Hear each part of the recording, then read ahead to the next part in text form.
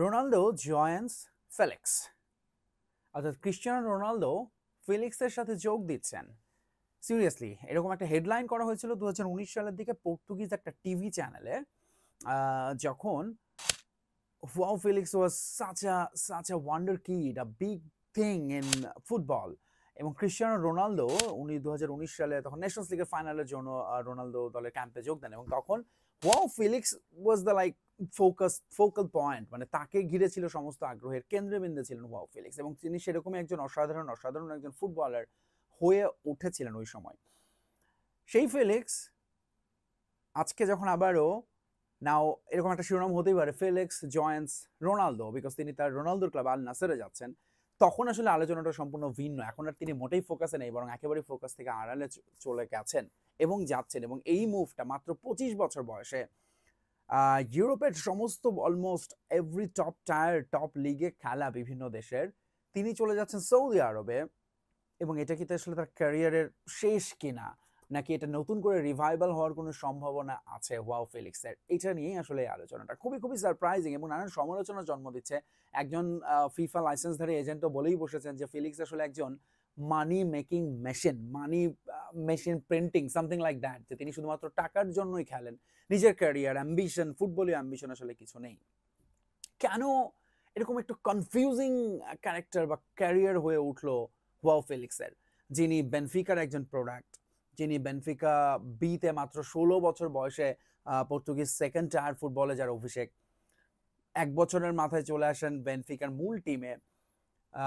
এরপর তিনি ওই সময় তার শুরুর দিকে মানে এমনভাবেই তিনি নজরটা কেড়ে নিয়েছিলেন প্রত্যেকের, যে তিনি হয়েছিলেন ইউরোপা লিগের এখনো পর্যন্ত ইয়ংগেস্ট প্লেয়ার টু স্কোর আ হ্যাট্রিক। তিনি তারপর যখন ওই সিজনে বেনফিকার হয়ে ইউরোপা লিগে দুর্দান্ত খেলেছিলেন 2018-তে, এবং সেটারই আসলে নজরটা কাড়ে 2019 সালে অ্যাটলেটিকো মাদ্রিদ, তাদের ইতিহাসের যেটা সবচেয়ে হিসেবি ক্লাব, তাদের ইতিহাসের এক্সপেন্সিভ সাইনটা করে ফেলে ওয়াও ফেলিক্সকে তারা নেয়। এবং সেটার মধ্যে তাদের ইতিহাসের তো এক্সপেন্সিভ বডি, ফুটবল ইতিহাসের এখন পর্যন্ত 3rd most expensive signing ever.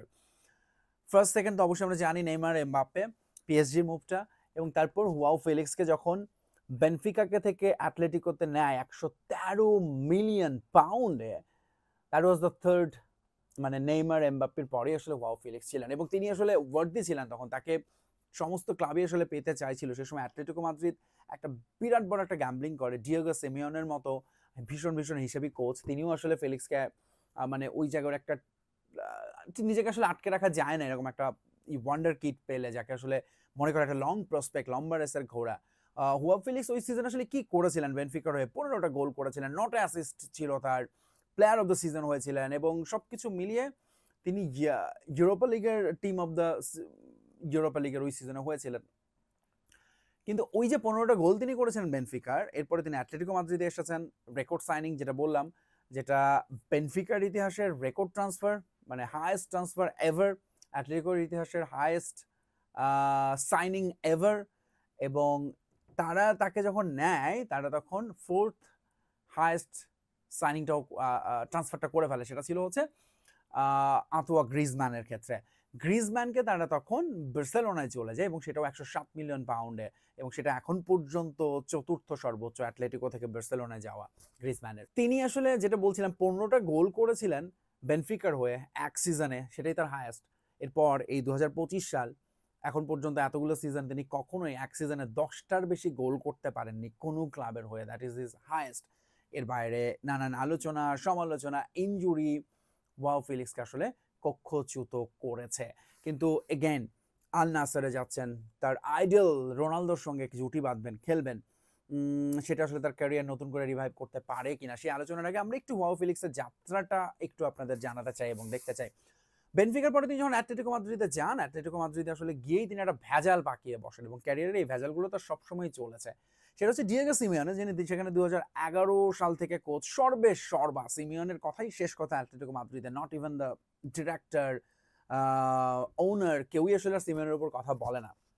তো সিমিওনে যখন প্র্যাকটিসে ওয়াও ফেলিক্সকে কিছু একটা করতে বলছিলেন, এবং ফেলিক্স জাস্ট ইগনোর, তিনি সেটা করেননি বা করতে চাননি। প্রবাবলি স্টারডম তাকে আসলে খুব ওভারওয়েলমড হয়ে গিয়েছিল আসলে তার জন্য। তিনি সেটাকে নিজেকে খ্যাতিটাকে আসলে হয়তোবা কন্ট্রোল করতে পারছিলেন না।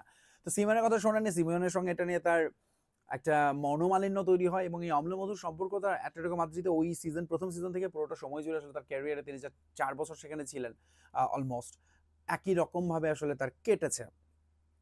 বাট স্টিল তিনি খেলেছেন।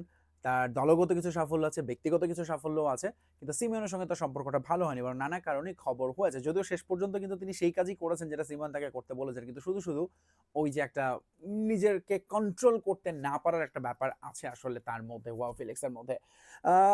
ওয়াও ফেলিক্স হচ্ছে এমন একজন ভার্সাটাইল ফুটবলার যিনি আসলে পর্তুগালের মনে করা হচ্ছিল নেক্সট বিগ থিং। রোনালদো জায়গাটা হয়তো তিনি নিয়ে নেবেন।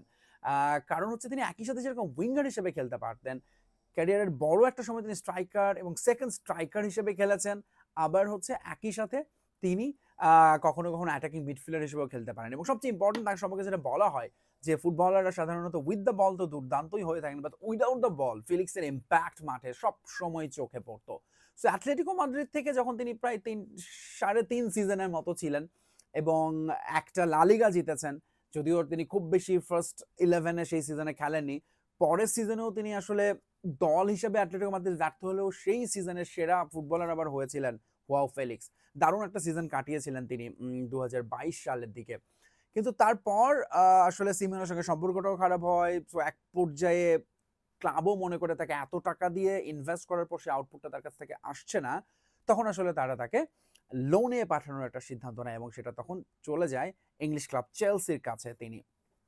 তো চেলসিতে যাওয়ার পরে আসলে মনে করা হচ্ছিল যে প্রবাবলি ফেলিক্সের এখান থেকে আরেকটা নিউ স্টার্ট, নিউ বিগিনিং হবে, কিন্তু সেটা আসলে হয়নি। চেলসিতেও তার ups and downs, injury, card পেয়েছেন অনেকবার, এই সমস্ত কিছু মিলিয়ে চেলসি আসলে তার লোনটা, তাকে যে লোনে নিয়েছিল সেটা আর পার্মানেন্ট ডিলে যায়নি, বরং তাকে আবার ফেরত পাঠিয়ে দেয় অ্যাটলেটিকো মাদ্রিদ। এবং কিন্তু তিনি যখন অ্যাটলেটিকোতে ফেরত আসেন ততদিনে গ্রিজম্যান সেখানে চলে এসেছেন, তার shirt jersey number 7 number jersey নিয়ে নিয়েছেন এবং ইভেন এমন একটা সিচুয়েশন তৈরি হয়েছে তাকে তখন রিজার্ভ প্লেয়ারদের সঙ্গে ট্রেনিং করাতেন কোচ, এবং এটা আসলে ফেলিক্স ঠিক নিতে পারছিলেন না অ্যাটলেটিকো মাদ্রিদ এবং তিনি তখন তার মনের গোপন ইচ্ছার কথা বলে আরো একবার ক্লাব এবং সমর্থকদের উস্কে দেন। বুয়ের শিকার হন, কারণ তিনি বলে বসেন যে তিনি আর অ্যাটলেটিকো থাকবেন না, তিনি বার্সেলোনায় যাবেন এবং এটা অ্যাটলেটিকো মাদ্রিদের সমর্থকরা একেবারেই মানতে পারেননি। তারা খেলার মধ্যে তাকে বু দিতে থাকে এবং ইভেনচুয়ালি তিনি আসলে বার্সেলোনায় যান। তো বার্সেলোনা থেকে তিনি আবার অ্যাটলেটিকো যাবেন কিনা, তার ক্যারিয়ার এখন কোন দিকে যাবে এরকম যখন আলোচনা, তখন খুব একটা সারপ্রাইজ ডিল হয় যে চেলসি তাকে ফেরত পাঠিয়ে দিয়েছিল, মনে করেছিল তাকে ঘিরে তাদের কোনো পরিকল্পনা নেই, তাকে আর দরকার নেই। সে চেলসি 7 বছরের চুক্তিতে তাকে 45 মিলিয়ন পাউন্ডে দলে নিয়ে নেয়, যেটা ছিল একটা খুবই সারপ্রাইজিং সবার জন্য আসলে। কিন্তু এই 7 বছরে আসলে 7%ও তিনি থাকতে পারেননি, কারণ বা থাকা হয়নি তার। তিনি চেলসিতে যাওয়ার 6 মাসের মাথায় তিনি আসলে লোনে চলে যান এবারে এসি মিলানে, এবং এসি মিলানেও লোনে গিয়ে আসলে তার ক্যারিয়ার একই রকম থেকেছে, ওই উত্থান পতন, ইনকনসিস্টেন্ট, এবং কখনোই তিনি আসলে তার আপ টু দ্য মার্ক, তার যে ট্যালেন্ট, তার যে স্কিল, সেটা তিনি আসলে পুরোপুরি ঢেলে দিতে পারেননি ইতালিয়ান ক্লাবটিতেও। এবং এখানেও তিনি আসলে খুব বেশি সুবিধা করতে পারেননি। মাত্র 3টা গোল তিনি করেছিলেন 21 ম্যাচে। সো এই সময়টা বরং তার একটা অন্য কারণে তিনি আলোচনায় আসেন, সেটা হচ্ছে একটা টানেলের ভিডিও খুব ভাইরাল হয়েছিল, যেখানে তিনি যখন যাচ্ছিলেন টানেল দিয়ে, কাইল ওয়াকারের সঙ্গে তার একটা কথোপকথন, ওয়াকার বলছিল যে just pass the ball, nobody here is Messi. নিশ্চয়ই এই ভিডিওটা এখনো দেখা যায় সোশ্যাল মিডিয়ায়। Just pass the ball. We are not Messi. No one is Messi. এবং সেটা ফেলিক্সকে উদ্দেশ্য করে ক্রিটিসাইজ করে বলা হয়েছিল, হয়তো বা এরকমটাই আসলে বলা হয়েছিল বলে আলোচনা। কিন্তু যদিও কাইল ওয়াকার পরে সেটা অস্বীকার করেছেন, বরং তিনি বলেছেন যে না, তারা আসলে তাদের নিজেদের ট্যাকটিক্স নিয়ে আলাপ করছিলেন ম্যাচের জন্য। সো এসি মিলান থেকে তিনি আবারও এখন আসলে চেলসিতে যাবেন কিনা এরকম আলোচনার মধ্যে যখন বেনফিকার নামটা আবারও শোনা যাচ্ছিল, যে প্রবাবলি এখন তিনি তার ক্যারিয়ার নিয়ে আবারও সিরিয়াস হবেন এবং হয়তোবা ফেলিক্স তার বেনফিকাতে গিয়ে নতুন করে শুরু করবেন তার শৈশবের ক্লাবে নিজেকে আবারও একটা, বলে না একটা ইউ টার্ন করা, তিনি যে পেছন দিকে যাচ্ছেন সেটা আবার সামনের দিকে আসা। কিন্তু এই সময়টায় খুবই সারপ্রাইজিংলি তিনি আল নাসরে সাইন করলেন, মাত্র 25 বছর বয়স, অসাধারণ ট্যালেন্ট একটা ফুটবলার। তিনি কেন আল নাসরে গেছেন এই জায়গাটাতে সমালোচনা হচ্ছে, সবাই বলছেন যে তিনি আসলে টাকার জন্যই, টাকাকেই প্রাধান্য দিয়েছেন, নট হিজ ফুটবলিং ফিউচার বা ক্যারিয়ার। এবং সবসময় তিনি মানি ড্রিভেন থেকেছেন, প্রবাবলি সেটা একটা বড় রিজন ফেলিক্সের এই বেনফিকাকে না নিয়ে আল নাসেরকে বেছে নেওয়া, যারা ইউরোপা লিগ বা চ্যাম্পিয়ন্স লিগ আসলে কখনো খেলা হবে না, বেনফিকার হয়ে খেললে সেই টপ টায়ারে টপ ক্লাবগুলোর সঙ্গে প্রতিযোগিতার একটা সুযোগ থাকতো, সেটার বাদ দিয়ে তিনি, যদিও তিনি রোনালদোর সঙ্গে খেলবেন, দ্যাটস আ গুড থিং।